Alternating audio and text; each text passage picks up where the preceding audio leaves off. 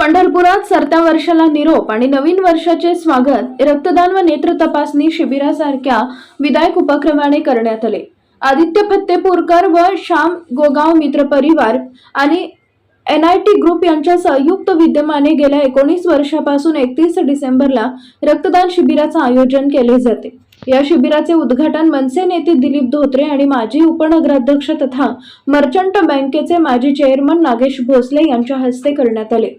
यंदाही या शिबिरात रक्तदात्यांनी सकाळपासूनच गर्दी केली होती। रक्तदान झाल्यावर पुढील 48 तास मद्यबंदी राहते, त्यातून व्यसनमुक्त पिढी घडवण्याचा संकल्प NIT परिवाराचा आहे।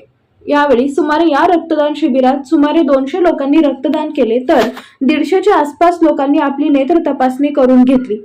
या कार्यक्रमाला शिवसेना जिल्हा संपर्क प्रमुख शिवाजी सावंत, मनसे नेते दिलीप धोत्रे, माजी उपनगराध्यक्ष नागेश भोसले, भैरवनाथ उद्योग समूहाचे अनिल सावंत, आयोजक श्याम गोगाव, आदित्य फत्तेपूरकर, आरोग्य संचालक राधाकिशन पवार, सोलापूर जिल्हा क्रिकेट असोसिएशन अध्यक्ष उदय डोके आदी मान्यवरांसह मित्रपरिवार व रक्तदाते मोठ्या संख्येने उपस्थित होते। ताज्या घडामोडी जाणून घेण्यासाठी शिवशाही न्यूज यूट्यूब चॅनलला सबस्क्राईब करा। आपण हा व्हिडिओ फेसबुकवर पाहत असाल तर फेसबुक पेज फॉलो करा आणि शिवशाही news.com या आपल्या वेबसाईटलाही भेट द्या।